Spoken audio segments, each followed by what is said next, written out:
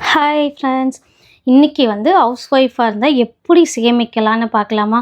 நான் house wife. நான் எப்படியெல்லாம் சேமிக்கிறேன், என் ஹஸ்பண்ட் எப்படியெல்லாம் காசை வாங்கி வைக்கிறேன்னு பார்த்துடலாங்களா? ஃபஸ்ட்டு நீங்கள் ஹவுஸ் ஒய்ஃபாக இருக்கீங்க, உங்களுக்குன்னு ஒரு இன்கம் வீட்டு செலவுக்கோசரம் கொடுப்பாங்க. அதில் தான் நீங்கள் மிச்சம் பண்ண போகிறீங்க.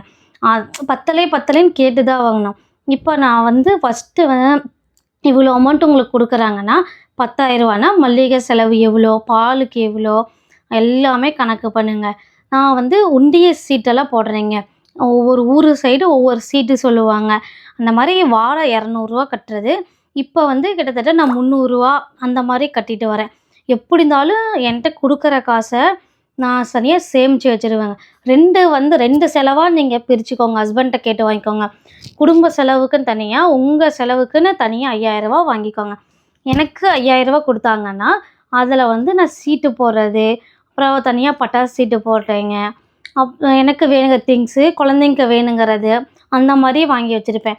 எப்படியாவது ஒன்று சேமித்து வச்சுருங்க.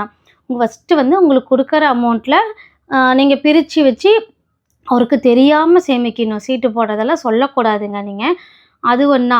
செகண்டு நீங்கள் என்ன பண்ணலாம், இப்போ ஷாப்பிங்கெல்லாம் போகிறீங்கன்னா லிஸ்ட்டு போட்டுக்கோங்க. இப்போ டிமார்ட்டெல்லாம் போனால் பொருள் இருக்கிறதெல்லாம் எடுத்துகிட்டு வருவேங்க. நானும் அப்படி தான் பண்ணுவேன். அந்த மாதிரி பண்ண வேண்டாம். உங்களுக்கு என்ன தேவையோ, என்ன நீடு இருக்கோ அதெல்லாம் லிஸ்ட்டு போட்டு எழுதி வச்சுக்கோங்க. டெய்லி இப்போ சமைக்கிறப்போ உங்களுக்கு தெரியும், என்ன சமைக்கிறீங்க, என்னென்ன தேவை, காலியாகுது அப்படின்னு சைடில் நோட் பண்ணிகிட்டே வந்தீங்கன்னா, உங்களுக்கு மந்த்லி ஒன்ஸ் நீங்கள் போகிறதுக்கு உங்களுக்கு வசதியாக இருக்கும். வேணுங்கிறத மட்டும் நீங்கள் வாங்கிட்டு வரலாங்க.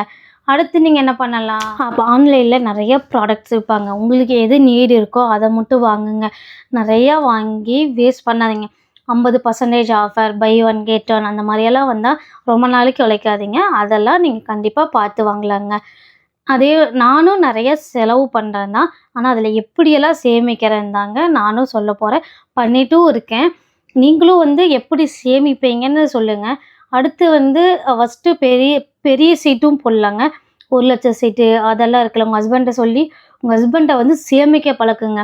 எவ்வளோ சம்பாரித்தாலும் அவர் சேவிங்ஸ் பண்ணலைன்னா நமக்கு தான் லாஸு. கண்டிப்பாக சேவிங்ஸும் ரொம்ப முக்கியங்க. அவர் எவ்வளோ சம்பாதிக்கிறேன்னு உங்கள் வீட்டுக்கார்ட்ட கேளுங்க. அவர் எவ்வளோ செலவு பண்ணுறாரு, எவ்வளோ வீட்டுக்கு தராரு, என்னெல்லாம் பண்ணுறாரு. எப்பயுமே நம்ம ஹஸ்பண்டோட சேல்ரி எவ்வளோன்னு நமக்கு தெரிஞ்சிருக்கணும். நீங்கள் எவ்வளோன்னு கண்டிப்பாக தெரிஞ்சு வச்சுருக்கணும். சேல்ரி வந்தால் ஃபுல் டீட்டெயில்ஸ் கேட்டு வாங்கிக்கணும். எதுக்கு இஎம்ஐ எவ்வளோ போகுது, என்னென்ன மிச்சம் பண்ணணும், எவ்வளோ சேவிங்ஸ் பண்ணுற, எதில் இன்வெஸ்ட் பண்ணிகிட்ருக்க அப்படின்னு கேளுங்கங்க. அவரை நம்பி தாங்க நம்ம ஃபேமிலி ரன் ஆகுது. கண்டிப்பாக நான்லாம் என் ஹஸ்பண்டுக்கு சொல்லிகிட்டே இருப்பேங்க. எஸ்ஐபியில் போடு, இன்சூரன்ஸ் போடு, ஹெல்த் இன்சூரன்ஸு, எல்ஐசி பாலிசி, இந்த மாதிரி நிறையா இன்வெஸ்ட் பண்ண சொல்லியிருக்கேன். அந்த மாதிரி பண்ணியிருக்கோம். அதை பற்றி டீட்டெயில் வேணும்னா கேளுங்க, நான் சொல்கிறேன். LIC policy okay. இப்போ எஸ்ஐபியெல்லாம் நிறைய பேர் இன்வெஸ்ட் பண்ண சொல்கிறாங்க. பெருசாக நாங்கள் ஒன்றும் பண்ணலைங்க, சின்னதாக தான் பண்ணுறோம். இருந்தாலும் இன்னும் பெருசு பண்ணணும். அவர் ரொம்ப அசால்ட்டாக இருக்காருன்னு வச்சுக்கோங்களேன். நாம் தான் நம்ம ஹஸ்பண்ட்ட பேசணும், இப்படி கொண்டு போங்க, அந்த மாதிரி பண்ணுங்க. ஏன்னா பிள்ளைங்க பெருசானா ஸ்கூல் ஃபீஸ் வந்துடும். 2 பேர்த்த ஸ்கூல் ஃபீஸ் வரும். மேபி எல்லாத்துக்குமே 2 கிட்ஸ் தான் இருக்கும். அதனால் அவங்களுக்கு அதை சமாளிக்கணும் இல்லைங்க. இப்போலாம் ஸ்கூல் ஃபீஸ் கம்மியாகவா விற்குது, எவ்வளோ ஃபீஸு. ஸ்டார்டிங் ப்ரீகேஜ் போனாவே 50,000 தேவைப்படுது. கவர்மெண்ட் ஸ்கூல்லாம் ஓகே கம்மியாக தான் இருக்கும். இப்போ நிறையா பேரண்ட்ஸ் கவர்மெண்ட் ஸ்கூல்லையே சேர்த்துறாங்க. என் குழந்தையும் இங்கிலீஷ் மீடியம் தான் படிக்கணும் அப்படின்னு ஒரு மைண்ட் செட்டில் தாங்க எல்லாருமே இருக்காங்க. ஏன்னா நான் கம்மியாக தான் படித்தேன், இங்கிலீஷ் மீடியம் நான் படிக்கலை. ஸோ என் பேபி நல்லா படிக்கணும்னு தான் நானும் நினைப்பேன். அதே மாதிரி தாங்க நான் முடிஞ்ச உங்களுக்கு கையில் கிடைக்கிற காசெல்லாம் சேவ் பண்ணி வச்சுக்கோங்க. வீட்டில் ஹஸ்பண்ட் கேட்டால், நீங்கள் கொடுத்தது தான் தீர்ந்து போச்சு, வீட்டு செலவுக்கே பத்தலை கொடுங்க அப்படின்னு கேட்டு வாங்கிக்கோங்க. அந்த மாதிரி பண்ணுங்கள். நான்லாம் அப்படி தான் பண்ணுவேன். என் ஹஸ்பண்ட் ஃபோன்லேருந்து தான் ட்ரான்சாக்ஷனே பண்ணுவேன். என் ஃபோனில் இருந்தாலும் நான் பண்ணவே மாட்டேங்க. எனக்கு கொடுக்குற காசெல்லாம் நான் சேஃப்டி தான் பண்ணுவேன். எனக்கு எதாவது தேவையாக இருந்தால் கண்டிப்பாக நான் வாங்குவேங்க. நிறைய தேவையில்லாமையும் வாங்கிட்டேன். இதுக்கு முன்னாடி வாங்கினது ஓகே. இதுக்கப்புறம் சேவ் பண்ணுறதா பார்த்துட்ருக்கேன். உங்களுக்கும் நீங்கள் எப்படியெல்லாம் சேவ் பண்ணுறீங்கன்னு சொல்லுங்கள் என்கிட்ட. நான் ஃபஸ்ட்டு சீட்டு போட்டேங்க. அப்புறம் தீபாவளி அப்போ வந்துச்சுன்னா பட்டாசு நம்மளால் வாங்க முடியாது. அதனால் நான் மாதம் ரூ. 200 கட்டி அந்த மாதிரி ஒரு சீட்டு போட்டு என் ஃபேமிலிக்கோசரம் அதுவும் சேர்த்து வச்சுருக்கேங்க. ஒட்டுக்கா ஹஸ்பண்டை நம்ம டார்ச்சர் பண்ணக்கூடாது இல்லைங்க. அப்போ தீபாவளி வந்தால் ட்ரெஸ் எடுத்தால் மட்டும் போதுங்க. அப்படி ஒரு இதில் நீங்கள் சேவ் பண்ணிக்கலாம். பெரிய சீட்டு ஒன்று அமௌண்ட்டு கையில் நின்றுச்சா செலவாயிடும். இதை ஒண்டி சீட்டு ஓகே. இப்போ சேமிப்பு சீட்டு நிறையா போடுறாங்க இல்லைங்க. நம்பிக்கையான ஆளுகள் இருந்தால் 1,00,000 சீட்டு, 50,000 சீட்டு அந்த மாதிரி தாராளமாக போடுங்க. நம்பிக்கையான இடத்துல தான் போடுங்க. லாஸும் நிறையா இருக்குது. நாங்கள் நம்பிக்கையான இடத்துல தாங்க போட்டோம். உங்களுக்கும் அந்த மாதிரி பக்கத்தில் நிறைய பேர் இருப்பாங்க. பலகார சீட்டெல்லாம் சொல்கிறாங்க. பலகார சீட்டு வந்து தீபாவளி அப்போ வருங்க. அதெல்லாம் ரூ. 30 தாங்க. அது நான் போட்டிருக்கேன். ஒரு சின்ன குண்டா பட்டாசு பாக்ஸு ஸ்வீட்ஸ் எல்லாம் கொடுப்பாங்க. அதுவும் அப்போ எமர்ஜென்சிக்கு காசு இல்லாத டைமில் ரொம்பவே யூஸ் ஆச்சுங்க. அந்த மாதிரி நீங்கள் சேமிக்கலாம். தேவையில்லாமல் அனாவசிய செலவுகள் வேண்டாங்க. நமக்கு நீடு தேவை. சாப்பிட்றதுல மிச்சம் பண்ணுன்னா நான் கண்டிப்பாக சொல்ல மாட்டேங்க. ஏன்னா சம்பாதிக்கிறது சாப்பாட தான். அதே மாதிரி நாங்களும் சாப்பாடை நிறைய செலவு பண்ணுவோங்க. வேஸ்ட்டு பண்ணாதீங்க. ஃபுட்டை வேஸ்ட்டு பண்ணாமல் நான் சாப்பிட்டாலே போதும். வீக்லி ஒன்ஸ் வெளியே போகிறீங்களா, பிடிச்சத சாப்பிடுங்க. ஃபஸ்ட்டு நீடு சம்பாதிக்கிறது, பிடிச்சத சாப்பிட்டு நல்ல உடம்பை இதுதான் போட்டுட்டு இருக்க போகிறோம். அதுக்கப்புறம் தான் சேவிங்ஸ் கொஞ்சம்.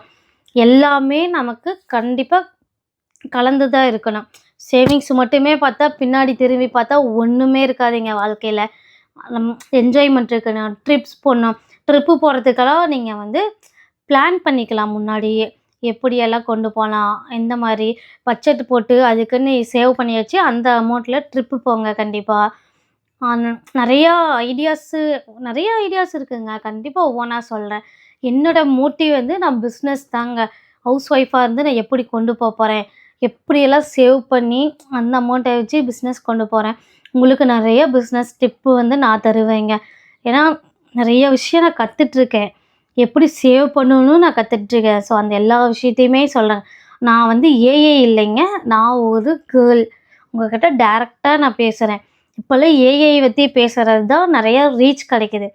அப்படி இல்லைங்க. நான் உங்களுக்கு என்னோடய கருத்தை, என்னோடய பர்சனல் எக்ஸ்பீரியன்ஸை உங்கள்கிட்ட சொல்கிறேன். நீங்களும் என்கிட்ட டேரெக்டாக பேசலாம். பட் ஏஐ அப்படி கிடையாது. அது ஒரு ரோபோ. அது என்ன சொல்லுதோ அது கொடுக்குற ஸ்கிரிப்டை அப்படியே சொல்கிறாங்க. நான் அப்படியெல்லாம் கிடையாதுங்க. எனக்கு என்ன வருதோ உங்ககிட்ட நான் சொல்கிறேன். கண்டிப்பாக உங்களுக்கு பிடிக்கும்னு நம்புகிறேன். பிடிச்சிருந்தா பேஜ் அப்படியே சப்ஸ்கிரைப் பண்ணிக்கோங்க. நிறைய விஷயம் பேசலாம். நிறைய டவுட் கேளுங்க. கண்டிப்பாக பேசலாம். எல்லாமே எக்ஸ்பிளைன் பண்ணுறேன். ஹவுஸ் ஒய்ஃபாக இருந்து நான் முன்னேறதாங்க பார்த்துட்ருக்கேன். நீங்கள் ஹவுஸ் ஒய்ஃபாக இருந்தால் நீங்களுமே சொல்லுங்கள் எப்படியெல்லாம் கொண்டு போகலான்னு. ஃபஸ்ட்டு வெளியே வாங்க. நம்ம மைண்டும் மனசும் வெளியே வரணும். ஒவ்வொரு பழக்கத்தை வந்து நீங்கள் கற்றுக்கோங்க. புதுசு புதுசாக லேர்ன் பண்ணுங்கள். இப்போ வந்து சேமிப்பு பழக்கத்தை லேர்ன் பண்ண போகிறீங்க. எப்படி சேமிக்கலாம் அப்படின்னு சொல்லி ஒரு டைரி வச்சுக்கோங்கனால அதை டைரி வச்சுப்பேங்க. டைரி வச்சு நிறையா நோட் பண்ணுவேன். எல்லாம் எழுதிக்கிட்டே இருப்பேங்க. நான் வேணுங்கிறது எல்லாமே நிறைய எழுதிக்கிட்டே இருப்பேன். எழுதி வச்சு அடுத்தடுத்து என்ன ஸ்டெப் எடுக்கலாம், எப்படி கொண்டு போகலான்னு நிறைய கற்றுக்கிட்டே இருப்பேங்க. இது வரைக்கும் கற்றுக்கிட்டே தான் இருக்கேன். இன்னமும் கற்றுட்ருக்கேன். நிறைய சேவிங்ஸ் எல்லாம் எப்படி பண்ணலாம் இன்னமும் ஷார்ட் போட்டு உங்களுக்கு எல்லாமே சொல்கிறேன். கண்டிப்பாக பிடிக்கும்னு நினைக்கிறேன் இந்த வீடியோ. நான் வந்து என்ன கேஷுவலாக உங்கள்கிட்ட பேசுகிறேன். நீங்களும் கேஷுவலாக என்கிட்டையும் பேசலாம். ஓகேங்களா? ஓகே. அடுத்த வீடியோவில் மறுபடியும் பார்க்கலாம். எனக்கு வந்து கமெண்ட் பண்ணிவிட்டு போங்க. இந்த வீடியோ பிடிச்சிருந்தா சப்ஸ்கிரைப் பண்ணிவிட்டு பெல் ஐக்கானை கிளிக் பண்ணிக்கோங்க. தேங்க்யூ.